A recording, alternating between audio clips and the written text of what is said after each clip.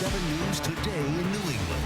It is Monday. Good Monday morning to all of you. Glad you could join us. I'm Kana Whitworth. And I'm Krista Delkamp. Hope you had a fabulous long weekend. Back to work today. Also, are you one of the millions who will be shopping online today? It is Cyber Monday, but we'll tell you why it's much more. What's selling, what the experts are saying. But first, check your forecast as you head out the door. Good morning, JR.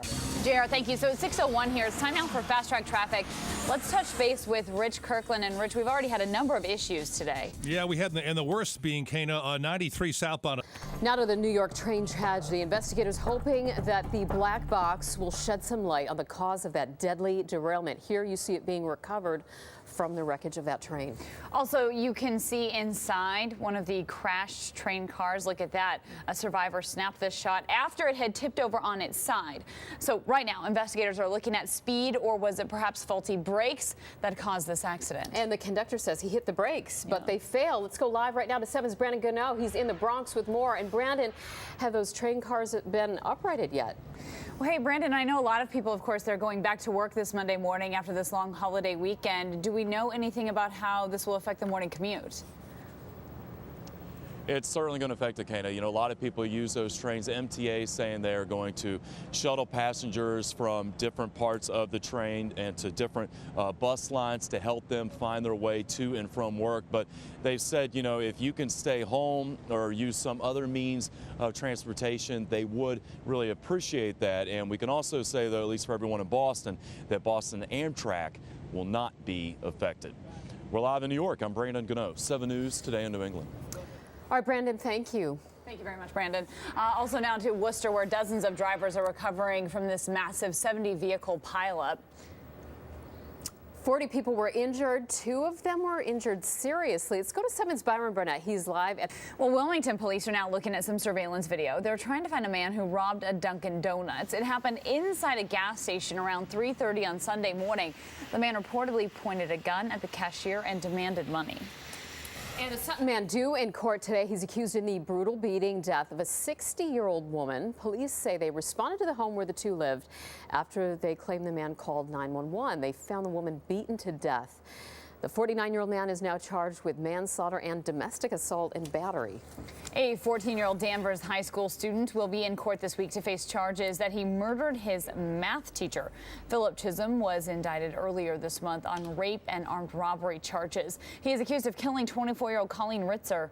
Ritzer was a popular math teacher at Danvers High School.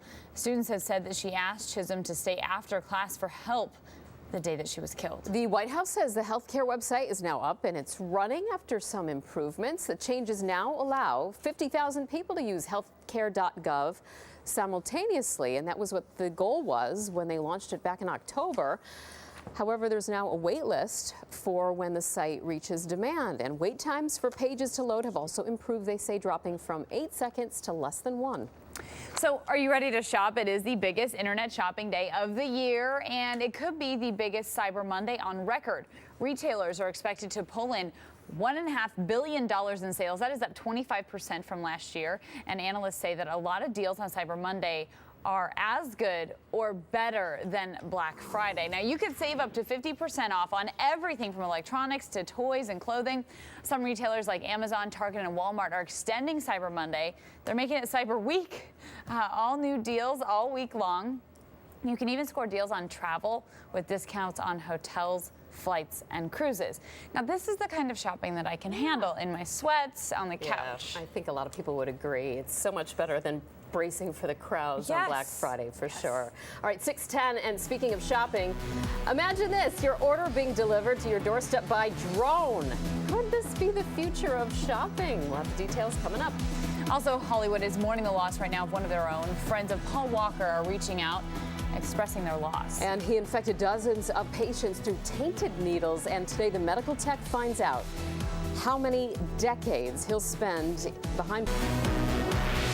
All right, if you were in town for the holiday weekend, kind of cold and drizzly, rainy, just blah weather. You know, here's the thing. I don't hate that weather. No, it's good for relaxing, chillax. I'm a Christmas Grinch, but I'll be happy on the cloudy, rainy days, JR. I'm going to remember that next April, Kana. Yeah. So we do have a lot of clouds and drizzle and fog right now, upper 30s. And again, it's not like yesterday morning where we had temperatures in the 20s with rain, freezing rain. It is a different setup this morning, as well as the road crews. They have been out ahead of this round of some drizzle. So overall, the week features cool weather with a lot of clouds. Some sun tomorrow afternoon and again on Wednesday. And well, investigators are saying that speed was a factor in a crash that killed Fast and Furious star Paul Walker over the weekend. The death of the 40-year-old just stunning Hollywood, really. Let's go to 7's Tim Caputo. And Tim, a lot of stars who knew him are now really expressing their grief publicly. Yeah, New England. All right, Tim, thank you very much. Still ahead here, the infamous Newton nanny, Louise Woodward. Well, she's in the news again. We'll let you know why. And Will Ferrell as Ron Burgundy, and he takes over a live newscast. We'll let you know how he performs as a real anchorman. Also, what the Patriots are saying about coming close to losing against the Texans.